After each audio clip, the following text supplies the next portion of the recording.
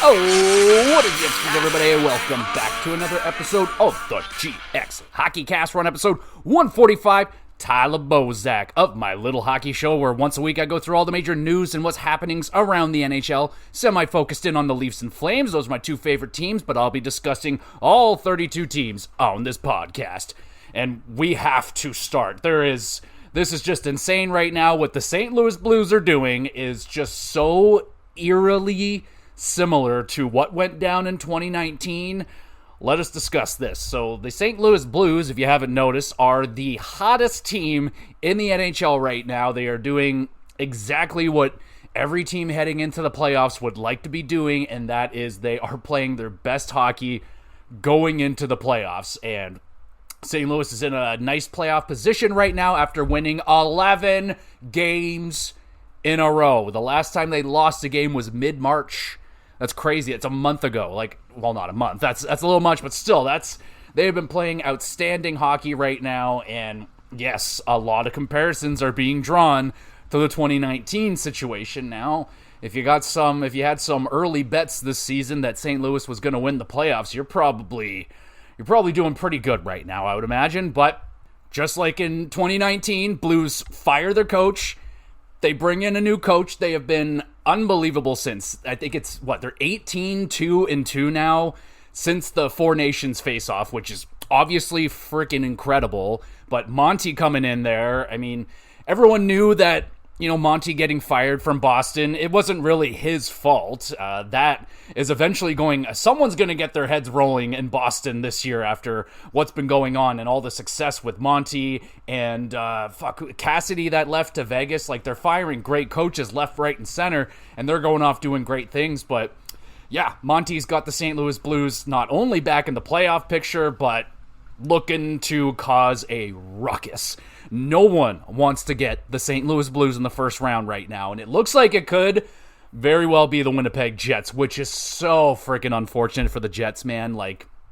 If they lose to St. Louis, I personally wouldn't dog on Winnipeg as bad as they would, because you're going up against the hottest team, and yeah, you had a great regular season, and it would just be such an unfortunate situation for Winnipeg to pull the Blues in the first round. But back to St. Louis, Binnington, he's on fire again. This is probably the best hockey he has played since that Stanley Cup winning run that he went on, man, and this guy is just playing unbelievable. Like I said, he might be playing the best hockey that he has since that streak. And oh geez, I had his stats up and everything. I was all ready to go, and now I got to look up the sin bin. But man, he really got a bump from that Four Nations little tournament there, and he did so good in that. So oh boy, look at all those wins. And he hasn't had a freaking bad game. Now, he hasn't played every single one of them, and you got to give Joe Hofer his flowers as well, because he also has been playing extremely good. But let's see here. So 1, 2, 3, 4, 5, 6 wins of the 11. So pretty freaking impressive. And he has had, let's get to the save percentage. Oh my goodness, 920, 833, we won't worry about that one. 969, nice. You get a 960, 966, and a 952 save percentage. So yeah, dude is hot right now. He is absolutely on fire. And since we're there, let's bring up Hofer's, Hof. There we go. No results. There we go. 1 F. That was the issue. So Hofer as well, aside from the other night in Pittsburgh, didn't play so hot, but he as well started off with a shutout. Or never mind, that's not a shutout. Binnington got pulled. So he started with a 944, he got a 957, a 963, an 889, and then an 857. All right, he's cooling off a little bit, but the sin bin, bro. The sin bin, oh my goodness, he's been on fire. And dude, Holloway has been out of control. Sadly, he just got hurt, so that's not good. Hopefully it's not too bad. But dude, Holloway has been damn near a freaking superstar for them. He has just been putting up points left, right, and center. And man, you look at what Edmonton did. The Broberg one is more understandable because it was $4 million, which was all right, it's a little bit pricey. I think Broberg honestly has lived up to that contract this year for St. Louis. He's been really good as well. But Holloway, for the $2.5 million or something, man, that looks really bad that Edmonton did not cash in on that one right there. They probably should have kept him, but Dems the breaks. And St. Louis, holy crap. Can you imagine if there's a possibility for St. Louis and Edmonton to meet? That would be freaking crazy. That would be wild. Holloway and Broberg. Oh, baby. So, also, so many good players to talk about right now. I mean, Riley Thomas, bro. Holy crap. This guy has been on a mission right here as well. And another guy, he didn't get selected for the the Four Nations tournament, but man, ever since then, he as well has been on fire, really making his claim to be on Team Canada, to be on the radar for all of that stuff, because guy has been on an absolute tear. So starting on the win streak, got 2 assists, an assist, nothing, a goal, 3 assists, a goal, 3 assists, 2 assists, an assist, a goal, and an assist. The guy has been an absolute weapon out there. I think he is still one of the more underrated players out there in the league. Last year, he had 60 assists, man. Like, he is a freaking awesome player. Did he not come from Boston? Was he not a Bruin at one point? Regardless, absolutely unreal player. He has been leading the charge offensively, as my cat made one of the most horrifying sounds. Scared the shit out of me right there for a hot second. Not going to worry about that, but dude, everyone's got to be worried about St. Louis right now. Are they going to replicate what was 2019? That magical Gloria run? You can't guarantee, of course, that something like that is going to go down again, but man, that would just really solidify St. Louis as one of like the all-time teams, man. Like, if they do what they do this year, and if they win the cup and what they did in 2019, man, those are going to go down as some of like the craziest cup wins of all time. If you don't know, in 2019 the Blues were in last place and then they went on to win the cup. And very impressive, very impressive. Lots of performances all around. Who else? I mean, Cam Fowler, man. I'm really happy. Like, it kind of looked like he maybe made the wrong decision when he got traded from the Ducks to St. Louis, and it was like, all right, man, like, Cam Fowler, I don't know if he's probably been in the playoffs, but he obviously hasn't won a Stanley Cup, and he wanted to go on a run, and the Ducks wanted to let him have that, and he chose St. Louis, and I was like, I don't know about that one. And damn, dude, he looks like a freaking genius right now. They're the hottest team. I don't know how many more times I'm going to say that they're the hottest team, but I'll just keep saying it.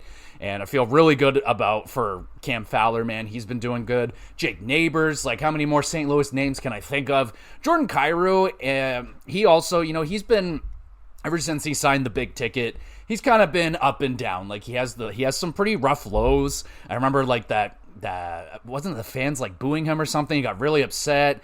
And then, they all rallied behind him. He got like a hat trick. It was great. But Jordan Kyrou's been stepping up really good right now as well. So a really great story for the St. Louis Blues. We'll see how much further. There's not even that many games left in the season. I think they have like 4 more games to go. And who's to say, if they go and they win every game to finish out the season, that would be freaking phenomenal. So how many more games do they have left here? And who are they playing? Yes, that's the one right there. That's a big game. So Saturday they're playing Colorado. Colorado is also very hot. Very hot. Western teams, it's going to be interesting. You know that Colorado is going to be gunning to end that win streak at 11. They don't want to be the team that solidifies. I believe right now St. Louis has tied a franchise record for 11 straight wins. Colorado don't want to be 12, man. They don't want to be that statistic like, oh shit, we were the team that they got that 12th win on, and now we are in their franchise record books. So you don't want to have that. I imagine McKinnon, Makar, all the boys are going to be crazy, and they're going to try their best to stop that. So that's going to probably be an amazing game to check out. I'll see if I can check that one out. Another really big game on time. I think I'm done with St. Louis. Is there really anything else to talk about outside the fact that it's really scary how similar their run is right now to the 2019 run? What do you think? Do you think they're going to go on a serious run in the playoffs, or are they maybe peaking at the, like, I know everyone says the right time, but maybe is this taking too much gas out of them? Is like maintaining this win streak, and I mean they already made it into the playoffs. They've made it into the playoff. Well, it's not guaranteed, but they're in the playoff spot. Let's just see where they actually are, all said and done. How the hell do you even do that here? Oh, okay. Sportsnet has a freaking terrible just website, man. It's just very hard to navigate. All right, wild card with the West. So, wow, the Blues are still in a wild card spot. They're in the first wild card spot now. So they passed Minnesota. Minnesota's got a game in hand, and yeah, it doesn't look good for Calgary. We'll have our day with Calgary. You know, we'll have the debriefing for all the teams. Did make the playoffs. Sadly, at this point, it doesn't look good for Calgary, man. Like, yes, they do have games in hand on the Wild and the Blues. They have 2 on the Blues and 1 on the Wild, but they're 5 points behind the Wild, and they're 7 points behind St. Louis. That is a mighty task, and I just can't see that happening right now with how hot the Blues have to lose every game, and pretty much Calgary's got to win every game, and it's just not going to happen. So again, like I said before, I'm extremely proud of what Calgary did, and let's just take a little sidebar here and talk about Jonathan freaking Huberdeau. I know he's still not living up to that $11 million contract, and the Tkachuk trade still doesn't look very good, but hey, Huberdeau's having a fine season. He's doing okay, man. Like, he's doing not bad. He's kind of changing in, like, I'm not going to say he's a goal scorer all of a sudden, but he's definitely been shooting the puck more, and he could hit 30 goals if he's not already at 30 goals. Let's take a look here.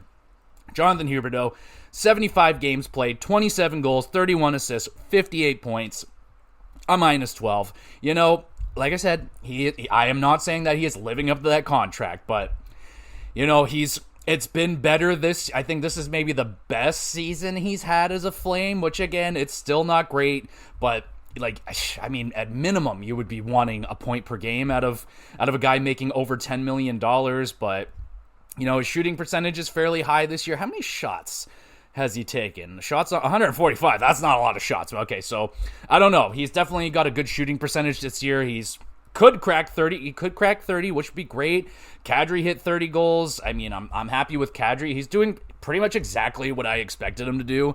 I wasn't expecting Kadri to be what he did in Colorado. Colorado's a magical, magical place where offense just thrives. Everyone that goes there, they just do amazingly. But Kadri, on a really good year for Kadri, you're looking at a 30-30. 30 goals, 30 assists, somewhere in and around there, 60, 65 points, and that's what he's been doing. I really enjoy what Kadri has brought to the Calgary Flames. It was a little confusing when they brought him there, but I'm really down with Kadri and Mackenzie Weegar. All right, I'll stop talking about the Flames. We'll spend a day with the Calgary Flames and all that great stuff. But St. Louis out of control. Toronto Maple Leafs. The Toronto Maple Leafs have clinched their playoff spot. That's 9 years in a row, man. And geez, tell me that at the beginning of, well, who knows? Well, I don't know. Tell me that in like 2010, 2011 or something like that the Leafs will eventually make the playoffs and have a playoff streak of 9 years. Now, I wouldn't tell my little self about how successful those playoff runs were, but I'll tell them, hey, they're going to make the playoffs a whole bunch of years in a row, so be on the lookout for that. And admittedly, I am acting like a big spoiled brat about it. I am very much so taking this for granted. Like, oh yeah, like, for the last 2 years, at least, I have not really cared about the Leafs regular season. I'm like, they're going to make the playoffs. Everything's going to be okay. It all comes down to playoffs, which, again, that doesn't make me a very great fan, but I don't know, man. It's just, I've been watching them for many, many years, and yes, so I haven't watched a whole lot of the Leafs this year, but man, it's been the most success, the most consistent regular season success that I've ever experienced as a Leaf fan. So I am happy about that. Marner's playing great. Matthews hit 30 goals. Willie's over 40 goals. He's doing great. John Tavares, man, I just fucking love this guy. He just keeps getting better. And hey, Morgan Riley, playing better lately. He's playing better. So that's encouraging. Very, very encouraging. Goaltending a little bit, I have noticed watching Leaf games, Anthony Stollar's rebound control has been whack lately. What is going on right there? I don't think I've seen the guy control a rebound properly in a while now, man. Like, this is making me a little bit nervous that I don't feel extremely confident with either goaltender right now. Honestly, I don't even know 100% what goalie they're going to go in there with. It really seems like they're going to split them up and just kind of go in, like, they're going to go in with the mindset of, yeah, we'll split the net, and whoever grabs the freaking net gets it. Whoever plays better will inevitably get it. And right now, I don't know. I don't know, man. I really don't know at this point. From what I've seen out of Stolaars the last few games that I've watched, just that rebound control is not great. He's, I don't know, he just doesn't look as steady now. That I don't know if he's just, or I don't know, they're in a battle right now for the top of the Atlantic. Yes, the Leafs are at the top of that right now, and a huge win against Florida the other day. That was awesome. That also, I should mention the lateness of the podcast this week. It was my birthday on Wednesday. My wife took me out for a nice lunch and all that stuff. So I took the day off, but here we go. So that was good. Watch that Leaf game. Leafs actually won on my birthday. I don't remember the last time that's ever happened, so that was great.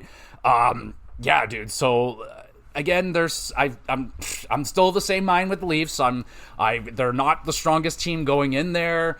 It's up in the air, man. Like, I was fairly impressed with how they played Florida, but again, Florida's not fully loaded up right now. They didn't have Tkachuk. It was disturbing to see Brad Marchand in a Florida jersey. It was very weird, and he was acting like Brad Marchand out there. So I was like, oh boy, I really don't want the Leafs to play the Panthers. That's the matchup I want to avoid. That's really the only one I want to avoid. Everyone else, again, I don't want to pull. I just want the Leafs to just go straight to the Stanley Cup final. Just get a bye right to the final, and then there you go. That would be dandy for me. But yeah, dude. But regardless, Leafs 9 years in a row, man. Just incredibly impressive. I think that's awesome. Like I said, you tell young 10 years ago me that they're going to make the playoffs 9 years in a row, I'd be pretty freaking happy about that. And speaking of pretty happy about that, let's talk about Ovechkin and the chase. So that is kind of the big story for tonight. Tonight's hockey games, Ovechkin has the potential, if he scores a hat trick against Carolina, right? That's who I believe they're playing. Let's just double check on that one, make sure. Oh, no, shit. Okay, yeah, no, it's the Blackhawks. All right, cool. He absolutely has a chance, y'all. So if Ovechkin gets a hat trick tonight against the Chicago Blackhawks, for at the bottom of the standings, so there's a chance, y'all. So there is actually legitimate hype. I've been listening to 32 Thoughts today, Steve Dangle podcast. Eyes are going to be on this game for a chance for the record to be broken tonight. Gretzky's in the building. He's already been following around Ovi for the last few games. Ovi, that's what was confused. They played Carolina the other night, and he scored the classic Ovechkin goal, one-timer from his office, wham, bam, on Anderson. Thank you, ma'am. And bam, he has 3 away, man. Absolutely sensational. Still have the same mindset. I want him to break it before the playoff run. I would love that for a boost for the Washington Capitals playoff run. Everyone's rallied behind Ovi, and I don't know, maybe that would relieve a little bit of pressure for I don't think there's any pressure for him anyway, even when it comes to the playoffs. Like that, now that record's, it's done. So he wouldn't have to really worry, but I don't think he would be the guy that, if he doesn't get it, I don't think that's going to eat at him. Just me personally, I just don't want to hear about it all summer. I don't want to hear, what game do you think he's 3, 4, and it's gonna be that every fucking podcast for 3 months until the season starts. So I really just want him to get it done now for that conversation to not go on, even though they're just going to move on to the next conversation. It's like, when does Ovechkin pass Gretzky in like total career goals with playoffs included and all that? It's like, whatever. I don't care about that, but I want it to be done. I want it to be that way. I want the hat trick tonight. And that's just the Ovi way, man. That's the Ovi way. We remember when he was getting shut down. He was 3 goals away from getting 50. So he goes out, scores the hat trick. Unbelievable. And I think that's just the most Ovechkin thing to do. Now, again, I don't give a shit if he scores the final one on an empty net. I really don't care. I do not care. It doesn't take away from the record at all. But people talking about the call too, like how important it's going to be for the commentator to make the call. Like, how are you going to do it? Are you going to go crazy? Are you going to just kind of be like, there it is? Or like, who cares? I really don't care. I guess it kind of seems like it's been like a light news week on some of the podcasts because that's kind of the conversations that they're having. But again, Ovi Watch is absolutely on right now. Will they shut him down after? I mean, I hope not. If he's fine to play, let him play, man. Like, I don't care if he does it at home, if he does it on the road. That stuff just rarely ever happens. So I wouldn't want them to like shut him down in the hopes that he can break it in at home. So just don't do that. Just let him do it naturally. It's gonna happen, and it's gonna be awesome.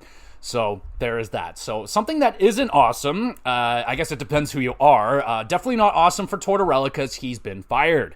No longer the head coach of the Philadelphia Flyers. Now let's discuss this. Now Mr. Jonathan Tortorella said some comments that absolutely got him fired. After a rough loss there, he's just like, basically, to sum it up, he's just like, I'm not feeling this no more. I don't want to coach this fucking team. I'm exhausted, and I'm done. Now, that's paraphrasing, but that's essentially what Danny Briere heard when Tortorella said his comments. He was like, holy shit. And yeah, he was fired the next day, pretty much. Like, you don't go out and say that kind of thing, like, yeah, I'm just not feeling it. I don't have it. He pretty much is waving the white flag at this point, which is very not Tortorella. I kind of would have expected him kicking and screaming his way on the way out. But the question is now, is that it? Is that it for John Tortorella? Do you think he's done? He's 67 years old, I think he is now. Doesn't look it. He looked great. Looked great for fucking 67 years old. But, and what a ride it's been for John Tortorella. If it is all said and done, is he do coaches go in Hall of Fames? Is he a Hall of Fame coach? I don't know, man. Like, he's kind of been riding that Tampa Bay 2004 Cup win for like 20 fucking years. He hasn't won a cup since. And he's been close a couple of times, like the Rangers. I think he got to a final there, but hasn't really been all that close to winning a cup again since 2004. So, but he's a great coach, great soundbite, so many freaking explosions and just stories about John Tortorella, and then his own like personal change. Like, he is not the coach that he was like in 2010 to what he is now. Like, he changed a lot. Is he still just an unlikable coach? Oh yeah, absolutely. And the expiration date for John has always kind of been 2 to 3 years, and that's where he was at with Philadelphia. So sayonara to John Tortorella. I think he did a fantastic job, all said and done, with the Flyers for what that team was when he got there. He brought a lot out of that team, man. Like, he got a lot out of that team that they probably got a lot of extra wins that they shouldn't have. They were in playoff races that I was baffled that they were in playoff races. I'm like, how are you guys doing this? The goaltending situation that they've been, dealing with for a while, or, kind of the last 40 years, that Philadelphia has been trying to find a goaltender to be in their net consistently and be good. But they've been dealing with that. I mean, just the Couturier situation, that was kind of a not a great mark for his run there in Philadelphia. Like, yeah, Couturier wasn't playing all that good, but I don't know, it definitely didn't go over very well, that's for sure. And the Michkov thing as well. Like, now that Tortorella's gone, Michkov has exploded. So who's to say that if Michkov wasn't under Tortorella this year, who knows how many more points he could have had. I mean, he has a pretty impressive, like, he's definitely in the running for Calder. We can talk more in depth about the Calder. He's definitely in the running, but man, if he didn't have Tortorella, maybe telling him to block shots or do whatever he was telling him to do, and maybe benching him and doing stuff that he does, who knows? Maybe Michkov has a point per game. Maybe he cracks 30 some odd goals. Maybe, who knows? Who knows how much more they could have got out of Michkov if they just kind of let the team have a little bit of fun. It was a little bit confusing, the Tortorella thing, because, like, I don't know, Philly was going through kind of just in a weird spot, right? They've always kind of had a weird situation where, like, they make the playoffs one year, they miss the next, they're back in the next year, and it's an off and on situation. Really not a great way to run your organization. Gives you a lot of false hope, and maybe you think your team is better than it is, and you should be retooling or rebuilding when you maybe had a lucky year and you did better than you should have, kind of thing. So Philadelphia at this point, now that Danny Briere is in there, they seem to be in a better spot. They've been doing some things decently, I would say. So we'll see. So now the controversy is what's going on between Vancouver and Rick Tocchet and Philadelphia. So a lot of speculation that Rick Tocchet is going to be coaching Philadelphia. But I believe there is still a situation with Vancouver where he still has, like, they have an option with him. If they want to exercise that, he would have to still coach, I believe, for Vancouver for another year. But you don't want to do that, right? If Rick Tocchet is Dunyan rings and he's not wanting to stay and he wants to go to Philadelphia, and the Vancouver Canucks have that option, be like, no, you're gonna finish out this contract. We're gonna do that option. You're gonna stay here. He's just gonna be not only a lame duck coach that knows he's done after this and he's gonna go to Philadelphia or whatever. And like how motivated are you gonna be, right? That's just a toxic relationship, and you know how well toxic relationships go with Vancouver. So we'll keep our eyes on that one. But yeah, a lot of people seem to think that Rick Tocchet is going to be coaching Philadelphia now. We'll see. That could be a fit. Maybe Tortorella goes back to Vancouver. Now, wouldn't that be funny? I mean, Tortorella could try and rectify what he did there, because he was still kind of his mind back then, or he was very, very stubborn, trying to tell the Sedins to block shots and do this thing and do that, a bunch of stuff that they're not prone to do. But I get it. Like, that's why you guys didn't win fucking cups, man. Like, you guys, if you don't want to throw a body check and get physical or do something like that, like, and you're our superstars, you're our best players, and you're not going to bring that element, then I don't know, man. So, hey, I know they would hate that, but it'd be fucking funny if Tortorella went back to Vancouver. Maybe not even as the head coach, maybe as just as a side coach. Another option I've heard for Vancouver is Manny Malhotra. Now, I fucking love Manny Malhotra. I just adore that man. In all the NHL video games that I was playing, that he was still in them, he was always the best fourth line center ever. So defensively responsible. Always willing to take a nice contract for me, and so good at faceoffs. I just fucking love that guy. I would sign him all the time. I just love Manny Malhotra. So I would love to see Manny Malhotra start his coaching career, kick it off with Vancouver. Why not? That'd be sick. I would be absolutely down for that. But what do y'all think? Do you think the Tocchet's going to go to Philadelphia? I think that's a solid fit. Why not? I mean, it kind of seems like the Tocchet thing is kind of winding down in Vancouver. I thought he was a good coach in Vancouver. It's just the team, the organization is a complete fucking mess. And not to say that Philadelphia is not all that much better, but maybe a little bit better right now. So there you go. So that's what's going on with John Tortorella. What else do we got going on? Oh my goodness. Sidney Crosby. I should have paired this up with the Ovechkin stuff, because those two are attached at the hip. But Sidney Crosby, 20th point per game season, passes Wayne Gretzky. Now that is fucking impressive. That is very, very impressive.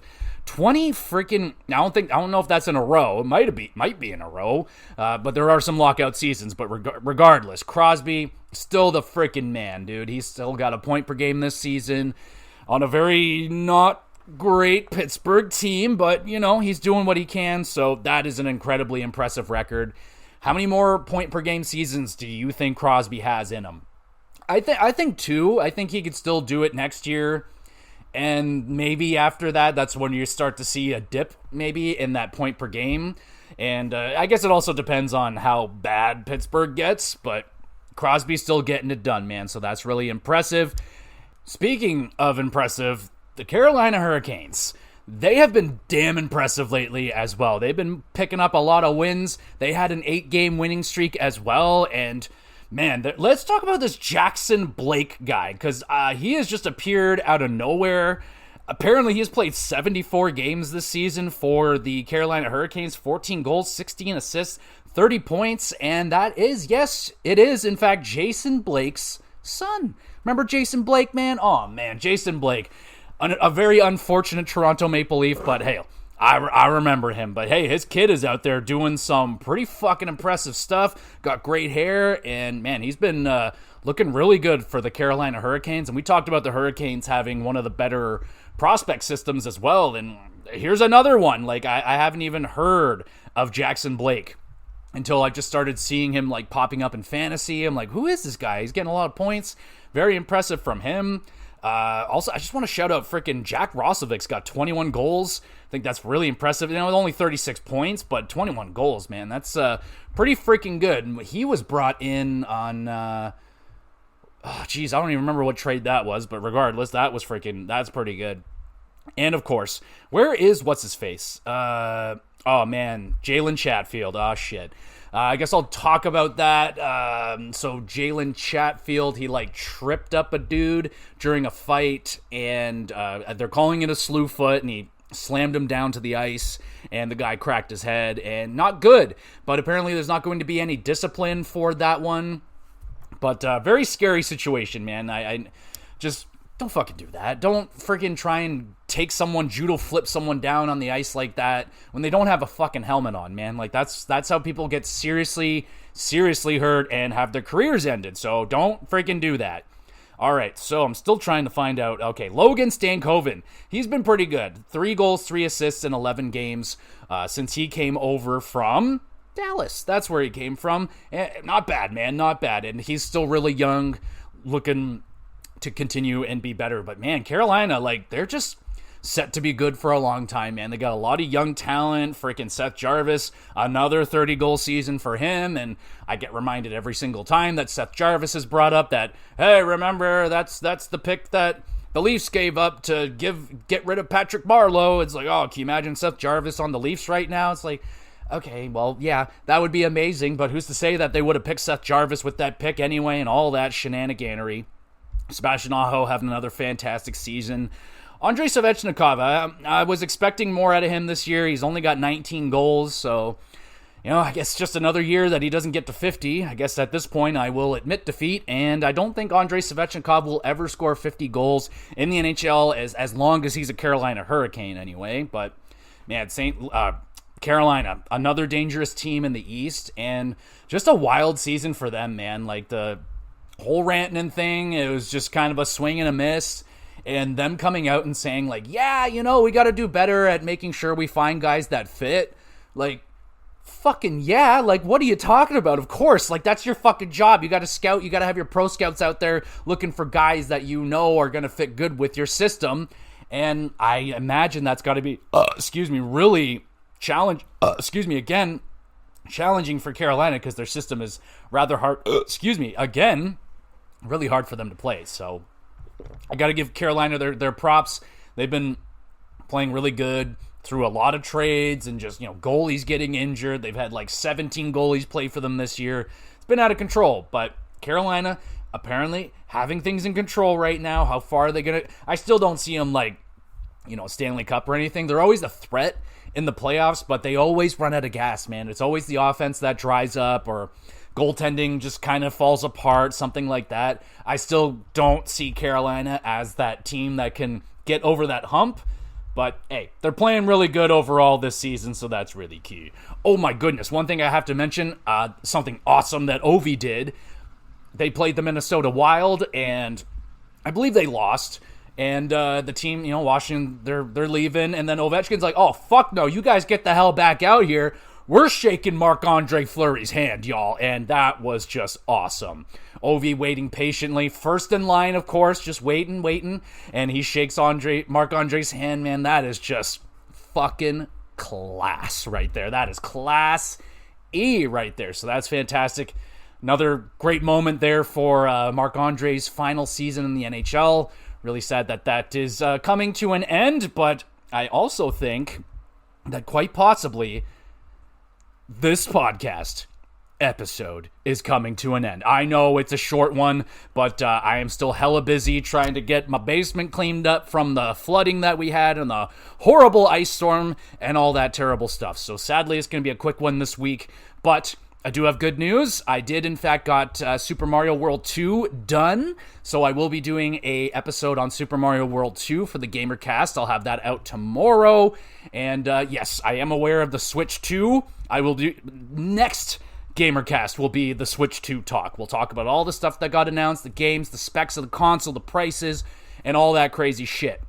I'm going to let it air out for another week because it just more stuff seems to be coming out every day. So I'm just going to let things air out, let more stuff get announced, let more information be known, and we'll discuss it next week. But first, since I just beat it and it's fresh in my mind, we'll do Super Mario World 2, because if I wait till next week, I'm going to forget, and I won't remember my experiences with Super Mario World 2. So we'll be doing that tomorrow. Be on the lookout for that. Apologies for the short hockey cast this week. We'll make it up to you next week, and we'll talk about some fun hockey stuff and all that stuff. But anyway, thank you so much for listening. You the best. You want to be even more of the best. More of the best. Make sure you're reviewing and sharing the podcast around with a few of your favorite friends or enemies, all that great stuff. I upload all these episodes to the YouTube channel, Gamer GX Videos. All the links are in the description. Go over there, subscribe to the YouTube channel.